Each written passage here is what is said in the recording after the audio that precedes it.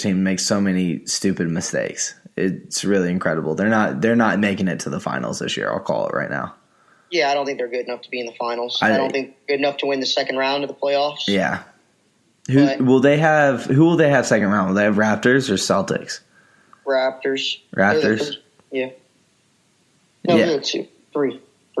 Yeah. So, yeah. I mean, well, okay. Raptors or Pistons or not? Raptors are who's playing the Raptors or Magic? My bad. Can't start guessing, but yeah. So they're. Yep. And then we don't have much to say about the Golden State Detroit game. Golden State's a better team. Before we talk about Golden State, I just wanted to point out Game 1. We had PhoneGate. We didn't even talk about PhoneGate. Oh, shoot. Yeah, we forgot. Yeah, we just started talking about Game 2. There's a freaking series. Yeah, PhoneGate. Okay, so tell me how you feel about this. So basically, Amir Johnson's daughter was really sick, and while being blown up, Amir Johnson looked at the text on the sideline, which you're not supposed to have your phone on the sideline, and showed it to Embiid, and they were talking about it. You think that's a problem?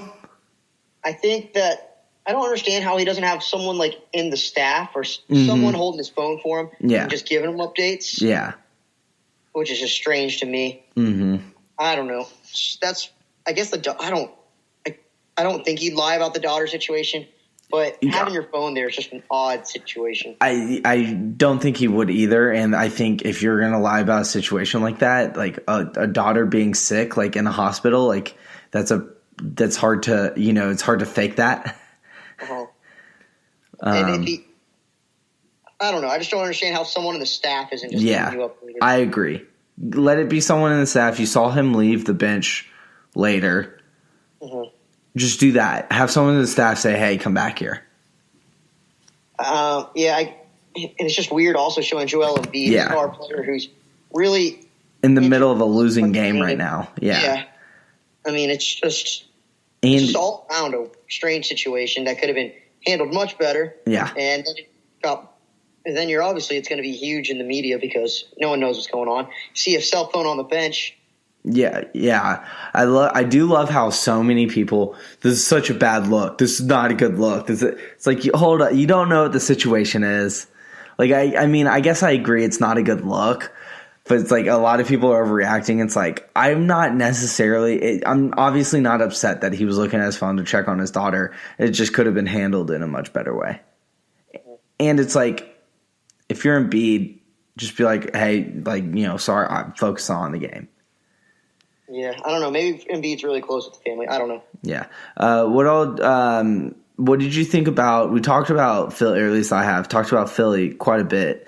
But what did you feel about the Nets? And they definitely won that game. They really put a hurt on the 76ers. What did you think about what they did and how they were able to get a lead and extend it? I think they took advantage of Philly's limited 3-point shooting. Philly couldn't shoot the three ball very well. Brooklyn, Joe Harris, he came out 3 for 3 at the beginning. They jumped out of the gates. They did everything they needed to do. Joel was hurt. He looked sluggish. I think they took advantage of it. Did you think Joel looked as banged up this game as he did in Game 1? He looked way fresher this game. I think Game 1, like I was saying, he didn't want to go inside. And I don't know whether that was because of a nagging injury, because of soreness or what. But this game, he basically went to the left block, said, Allen or Davis, whoever's in there, guard me, stop me. And they couldn't. And he had 23 points on 12 shots, made 10 of 12. He killed it. He didn't shoot a single three, and he played so much better. Jared Allen's going to need to step up if the Nets are going to have a chance. He's going to have to protect the rim. He's got to find a way to prevent Ben Simmons from getting those easy points. Yeah, I think he's going to have to stop it. I think the problem is you can't guard Embiid with one player. I don't think Embiid's going to get his. You just got to find a way to limit him to. Yeah, so what I was going to say, you can't guard him with one player. You got to be smart with that. Have him dish the ball, make him turn the ball over, and you got to make sure that you limit. I was going to say the production of Simmons and I think Butler. Yeah. Take away Simmons scoring as much as possible. Mm-hmm. Let him actually. I take that back. Let him score. Take away his playmaking. Let the other take away the assists. Yeah. Make him a scorer. Yeah. Make him a scorer. If he's going to drive, let him try and drive. Let him try and finish. Don't allow them to get open and hit threes. Just gotta keep playing well. You played well. You split the series. I mean, I definitely think they have the upper hand. You're in good shape right now. You did what you needed to do. Yeah. You're going to Brooklyn. We'll see. Yeah. I mean, it's unfortunate. I guarantee you Philly's not scoring 140 in another game. So, I mean, they put on a clinic tonight. They shot well. They did that. I think the Nets have the upper hand in this series. Mm-hmm. All right. I don't have anything else to add other than, hey, if the Sixers do lose, good news for Joel. I know you love your Shirley Temples. Mm-hmm. Just an early vacation for you. Yeah, go to Miami, get a picture of Shirley Temples, head to the beach. Yeah. I wonder. This is, I mean, not the time to talk about it, but I wonder what's his contract like? When's he up? Maybe he forces a move like AD. I don't know when his contract's up. I don't know. I feel like he signed an extension like 2 years ago or something. I have no clue though.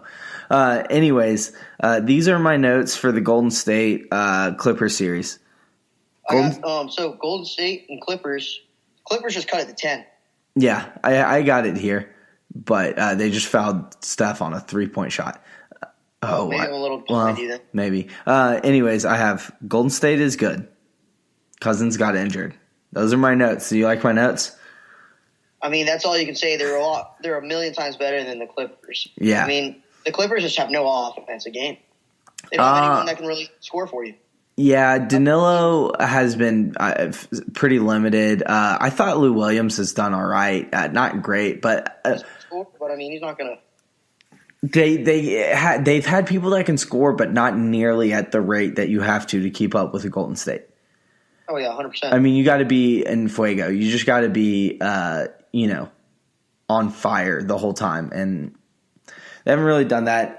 Cousins goes down with an injury. It appears to be a quad injury. He hobbled off the floor, but he did under his own weight. I don't know how this is going to go. We know Kawhi had a quad injury, and that got messed up, and he was out for a while. If Cousins doesn't return for the rest of the playoffs, does Golden State Warriors, should they still feel like the favorites? I think they should, yeah. I think it doesn't help. It definitely doesn't help their situation. They're kind of limited at the big man role anyway. Mm-hmm. They did pick up Bogut. Which I love seeing. But, I mean, they're still kind of limited at the big man role, but they don't need Boogie to win this championship. No. I don't think so either. I already think the way we saw Houston play, Houston's going to want revenge. There are a couple other teams that could give them troubles if they end up seeing the Bucks in the finals. I think the Bucks really could give them trouble. So definitely this is not a good thing to not have Boogie, obviously. But hopefully he can make a full recovery, for them. And I mean, Golden State should be fine. They're still the most talented team, even without him. Yeah, 100%. Still very, very talented. This is going to go forward. Warriors are going to sweep this series. Yeah. Easy going to go. This is the... I'm going to feel like an idiot when this game ends and it's 1-1. What? I'm going to feel like an idiot when this game ends in like 10 minutes from now. And somehow the Clippers made a huge run and it's 1-1. Maybe. I don't see it happening. Steph Curry is incredible. I mean, I think this is the best season he's had since that MVP season. Yeah. I mean, he stayed healthy this year too. Yeah. It's been nice. The ankles have been bothering him a lot in the past few seasons. Yep. And he's, I feel like he's gotten back to that level where it's like he's just pulling up from everywhere. He's just hitting all the threes. He set the record for most threes in the playoffs. And he's got a long time to add to it. So I got a question. When do we think Montrezl Harrell is going to win his first MVP? I don't know, but I you know what? I'm not kidding. I like Montrezl Harrell when he was on the Rockets. When the Rockets didn't re-sign him, I was like, why didn't they do that? He's such a high energy guy, and he's all over the place. I love Montrezl's game. I do too. I do too. He actually had a really good first game, and he's playing really well right now. So yeah. Well, some people were saying, what's funny is some people were wanting him to be up there for sixth man of the year, but he's probably going to lose it to his teammate Lou Williams. Can't have 2 6-man. Yeah, but I mean, they're seriously, I think he's, top 5 consideration for sixth man with his own teammate, which is kind of an interesting thing to think about, but I guess it depends on which one's. That means none of them should be eligible. Well, Lou Williams clearly should be the sixth man because he comes off the bench and he leads them in scoring. Yeah. All right. Anything else you want to say about that series? That's it. So I think that wraps up basketball for us. Now, we also did the main reason why we waited till now to finish up the recording was because the Nashville Predators dominated, had no question about it, a win against Dallas. So they've won the past 2, and they're going to win the next 2. First thing I want to say about this, it doesn't even involve the game. I just want to say the last 2 minutes of hockey, so much more enjoyable than any other 2 minutes in sports. Yeah. Well, I take it back. If you defend, it's not enjoyable because you're just stressed out the whole time. Yeah. But it's exciting as all hell. Yeah. It's awesome. It's just awesome. It's way better than basketball. It's like the complete opposite of basketball. You're just fouling there. Oh, yeah. It slows it way down. And then football, really, that's when you have people taking timeouts or spiking it and stuff like that. It's fun to have a last-minute drive in football. Yeah, you can have some of them, but it's not the same. That was awesome. All right, so let's actually talk about the game now. Oh, it was a crazy game. Very fun game, exciting game. Was it? Pecorini was on fire. Oh, my gosh. He was like an octopus out there. It felt like he had 8 arms. You know what they say in hockey, Matt? What? Okay. All right, I'll say it first. Okay. I think he was skating on his head. He was skating on his head tonight. Oh, okay. What does that mean? That's like the highest compliment you can give a goalie. Oh, way to go. Way to skate on your head, Pekka. There was a goal in the first period and then 2 in the second and then 1 in the third, right?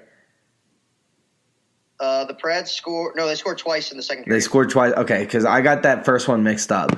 But yeah, so they scored twice. I thought when Flip got it to 2, I was feeling confident, and then you guys came right back. Who's the guy that scored for you? Tyler Seguin scored one. Rizziano scored the other. Yeah, Rizziano. He just mugged off Ellis and just put it past Pekka, which was that was a great individual effort. Yeah, that's what started the comeback. Soccer, they say a 2-0 lead's the most dangerous. Yep, that's true. The most dangerous lead, and it's the same thing in hockey. 2-0, you put it to 2-1, you put them on their heels. Mm-hmm. You're right there. I felt the tie. I felt the tie coming once it was 2-1.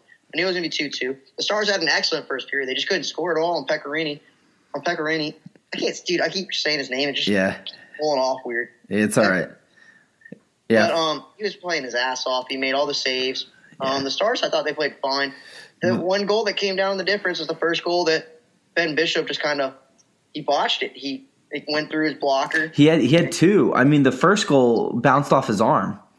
Yeah, it was going to go wide, and he pushed it in kind of. Yeah, and Pekka had that one. First of all, just when it was the 3-on-5, I was like, oh god, I was just man. But they did a fantastic job. Barrino and I can't think of the other guy. Was it Roman Yossi? I think that might have been the other guy that's in there. But they did a great job just staying in the zone and just deflecting it. And Pekka was obviously incredible. But when we survived the 3-5, I was like, okay, I think the Preds are gonna pull it out. And then I believe after that was when it was brought to 2-2, if I'm not mistaken. I think it was 1-0 at the time of the 5-on-3 penalty kill. Was it 1-0? I want to say it was early. I want to say the second period. Yeah, I know it was the second period. No, I'm thinking of So it was. It must have been 1-0. So I was felt good about that. And then obviously that individual effort. It was Zuccarello, I think. Yeah.